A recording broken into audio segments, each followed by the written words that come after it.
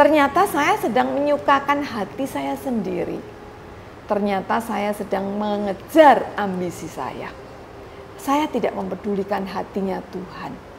Saya tidak mempedulikan apa keinginan Tuhan.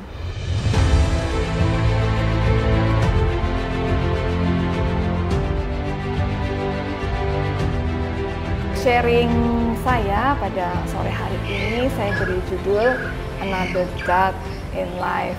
Berhala-berhala zaman now. Bapak Ibu, kalau saya mengatakan kata berhala, apa yang ada di dalam pikiran Bapak Ibu? Mungkin ya ada batu besar atau juga pohon besar, patung-patung, gambar-gambar, kemudian apalagi ya yang pada saat bangsa kita di awal-awal yang lalu itu ada animisme dan dinamisme. Ya, mungkin itu yang terbersit di dalam pemikiran Bapak Ibu ya. Pada sore hari ini mari kita akan belajar dari Keluaran pasal 20 ayatnya 3 sampai dengan ke-4 ya. Demikian firman Tuhan. Jangan ada padamu Allah lain di hadapanku. Ayat 4, jangan membuat bagimu patung yang menyerupai apapun yang ada di langit di atas, atau yang ada di bumi di bawah, atau yang ada di dalam air di bawah bumi. Nah, firman Tuhan mengatakan bahwa jangan ada padamu Allah lain di hadapanku. Artinya Tuhan sedang menegaskan bahwa ternyata ada Allah lain selain Tuhan yang Maha Kuasa. Jangan membuat bagimu patung yang menyerupai apapun yang ada di langit di atas, atau yang ada di bumi di bawah, atau yang ada di dalam air di bawah bumi. Ketika kita membaca ini, wah, mungkin saya tidak yang seperti ini. Saya bukan orang yang membuat patung yang menyerupai apapun yang ada di langit, yang ada di bawah bumi. Ketika tidak melakukan ayat keempat, mungkin juga bisa terjadi ayat yang ketiga. Karena Tuhan sudah wanti-wanti ini, jangan ada padamu Allah lain di hadapanku. Kenyataannya memang penduduk di dunia ini masih ada yang menyembah seperti ini ya. Mungkin di bangsa-bangsa lain yang bukan di bangsa Indonesia. Di India mungkin masih ada, atau di Thailand mungkin masih ada yang menyembah patung yang seperti ini.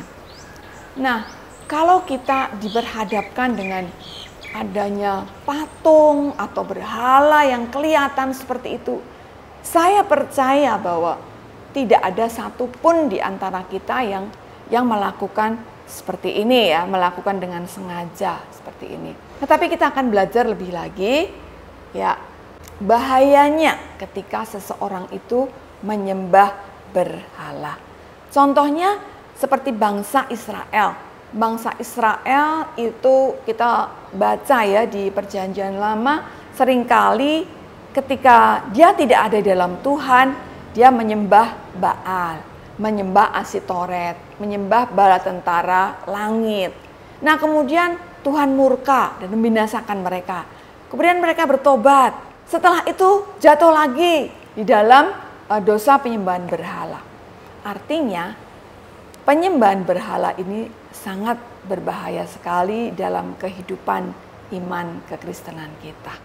Kalau kita melihat atau kita menelisik lagi, apa sih sebenarnya definisi dari berhala?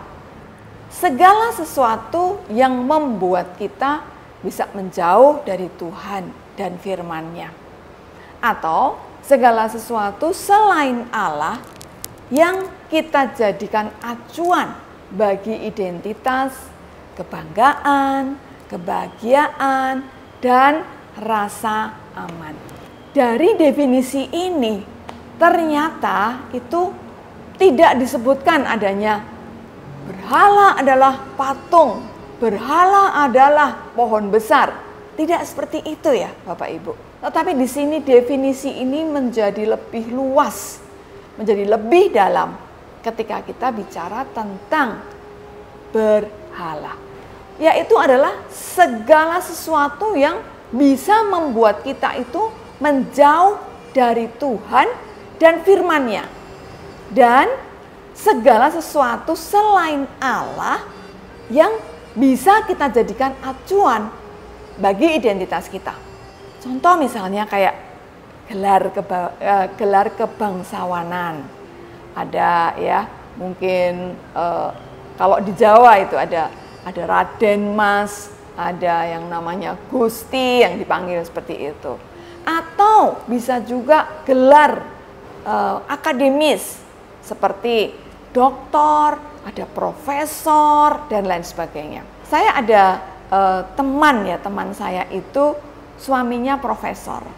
Bahkan saking pentingnya profesor itu, maka sampai pembantu rumah tangga, bahkan ada tukang pijet ya yang dipanggil ke rumah itu pun suruh memanggil suaminya itu profesor.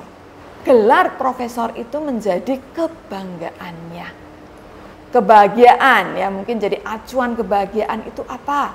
Bisa jadi piknik-piknik itu menjadi kebahagiaan. Dan rasa aman. Rasa aman bisa jadi acuan selain Allah. Misalnya nih, rumah dipagari dengan pagar-pagar besi, dikasih alarm yang digital, kemudian ada CCTV di mana-mana yang bisa dikendalikan dengan HP. Jadi dengan seperti itu, seseorang itu bisa merasa aman. Nah, itu bisa masuk kepada definisi berhala dalam hal ini. Apalagi yang bisa membuat seseorang itu jauh dari Tuhan dan firman-Nya? Atau apa sih yang biasanya atau kebanyakan orang menjadikan itu menjadi acuan? Ya, selain Tuhan. Bisa jadi itu adalah pekerjaannya. Pekerjaannya bisa menyita waktu. Belum lagi ya, hari-hari ini pekerjaan itu sangat menuntut waktu yang banyak. Belum lagi nanti target pekerjaan dalam pekerjaan itu. Karena waktunya itu sudah tersita untuk pekerjaannya itu, membuat seseorang bisa menjadi jauh dari Tuhan, bahkan firman Tuhan. Kemudian keluarga juga bisa menjadi sesuatu yang menjauhkan seseorang itu dari Tuhan dan firman-Nya. Ketika sudah punya anak, terlalu repot dengan anaknya masih kecil, butuh diantar, butuh dibawa ke sekolah dan lain sebagainya ya, yang membuat waktunya itu sangat habis, tersita. Kemudian pelayanan juga bisa ya, sekalipun itu adalah pelayanan. Dalam hal ini adalah pelayanan, bukan artinya adalah kegiatan rohani. Kegiatan rohani bukan pelayanan. Kalau pelayanan itu timbul dari hati yang mengasihi Tuhan, sehingga akan ada pelayanan yang itu adalah bukti dari seseorang itu mengasihi Tuhan. Jadi ketika pelayanan itu menyita waktu, bahkan karena pelayanan itu seseorang menjadi keletihan karena pelayanan itu, maka pelayanan itu tidak lagi akan efektif dan tidak lagi akan menjadi satu titik di mana pelayanan itu adalah untuk kemuliaan Tuhan. Hobi bisa juga ya untuk acuan dari kesukaan, acuan dari penggunaan waktu yang banyak sekali, bisa menjauhkan dari Tuhan dan firman-Nya. Nah, ini diri sendiri juga bisa ya untuk menjadi acuan. Saya sendiri juga ada pekerjaan saya itu di bidang sales juga. Jadi ketika ada suatu target tertentu, maka perusahaan itu kemudian memberikan suatu arahan atau memberikan suatu untuk membuat targetmu bisa tercapai. Kamu bisa dengan cara NLP gitu ya. Ada sebagian yang pro, ada sebagian yang tidak setuju dengan itu. Waktu itu saya juga menjalankan dengan NLP itu ya. Jadi saya merancang sendiri target-target yang harus saya capai dalam tahun itu. Nah, kemudian atas arahan coach, ini kalau kamu mau mencapai target itu dengan pikiran yang sadar. Pikiran sadar, oh mau capai omset sekian, dalam jangka waktu sekian, nanti mungkin bisa kendala ini, kendala itu, semuanya ada di dalam pikiran, semua bisa dikendalikan. Nah, setelah itu baru dimasukkan ke pikiran bawah sadar. Tetapi setelah saya belajar tentang kebenaran firman Tuhan, ternyata dengan cara-cara yang seperti ini, saya sedang berfokus dengan diri saya sendiri, saya sedang berfokus kepada ambisi saya sendiri, saya sedang berfokus kepada impian-impian saya sendiri. Tuhan saya jadikan proksi, Tuhan saya jadikan tim sukses saya. Tetapi sebenarnya yang sedang saya perjuangkan itu apa? Apakah hatinya Tuhan? Ternyata bukan. Saya sedang memperjuangkan apa yang saya mau. Ketika saya melakukan itu, apakah saya berdoa? Iya, saya berdoa. Setiap hari saya, Tuhan berkati pekerjaan saya. Saya selalu melibatkan Tuhan dengan berdoa.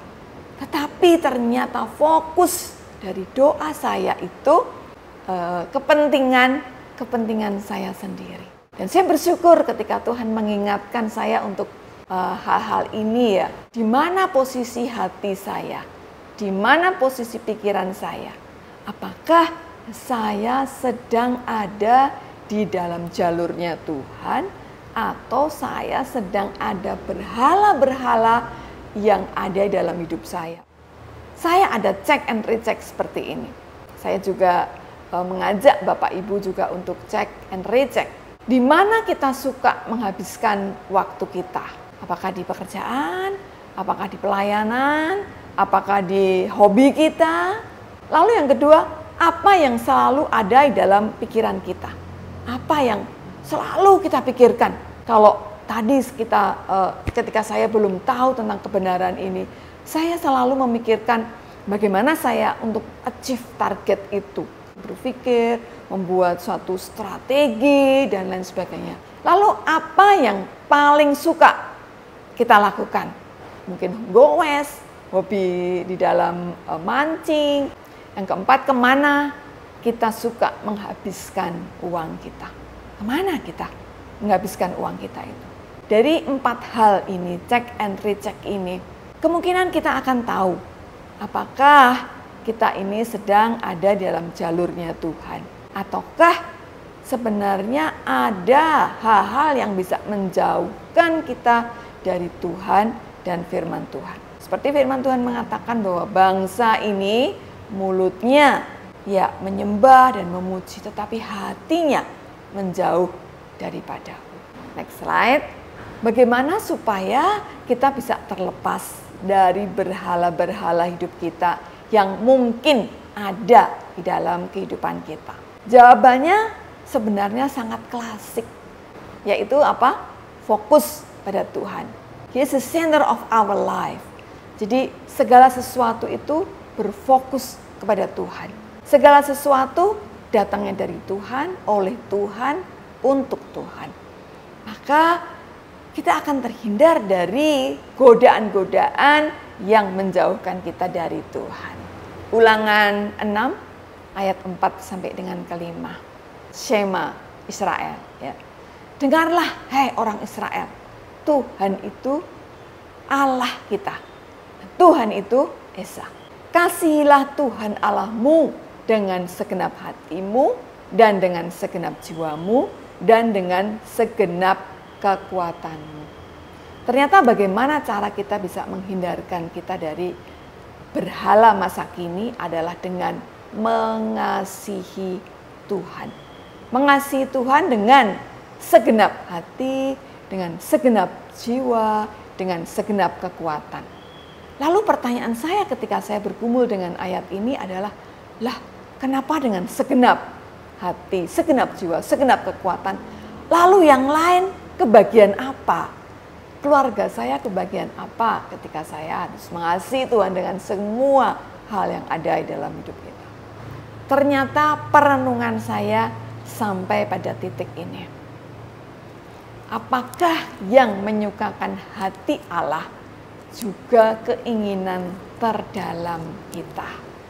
Ketika saya mengasihi Tuhan dengan segenap hati, segenap jiwa, segenap kekuatan, artinya saya sedang ada di pihaknya Tuhan. Saya menyukakan hati Tuhan. Apa yang Tuhan cintai, maka saya cintai. Kalau saya kemudian merefleksi diri saya sendiri ketika saya mengejar sesuatu yang untuk diri saya sendiri, ternyata saya sedang tidak menyukakan hatinya Tuhan. Ternyata saya sedang menyukakan hati saya sendiri. Saya tidak mempedulikan hatinya Tuhan. Saya tidak mempedulikan apa keinginan Tuhan. Nah, tetapi dengan renungan kita pada sore hari ini, maka marilah kita semuanya disadarkan bahwa menyukakan hati Tuhan itu adalah bukti daripada ketika kita mengasihi Tuhan. Lalu renungan saya yang kedua adalah, apakah dalam setiap aspek kehidupan cinta kepada Tuhan itu termanifestasi melalui ketaatan dan komitmen kita? Karena saya mengasihi Tuhan, maka saya mengasihi keluarga saya. Saya hidup di dalam kekudusan, bukan karena saya takut untuk dihukum Tuhan, tetapi karena saya mengasihi Tuhan, maka saya tidak melakukan dosa. Apakah salah melakukan hobi? Tidak. Apakah salah bekerja? Tentu tidak. Apakah salah pelayanan? Sama sekali tidak. Tetapi semua aspek itu harus termanifestasi karena kita mengasihi Tuhan. Ketika apa saja yang kita lakukan bukan karena manifestasi untuk mengasihi Tuhan, coba duduk diam sebentar. Apakah kita sedang ada di dalam rencana dan kehendak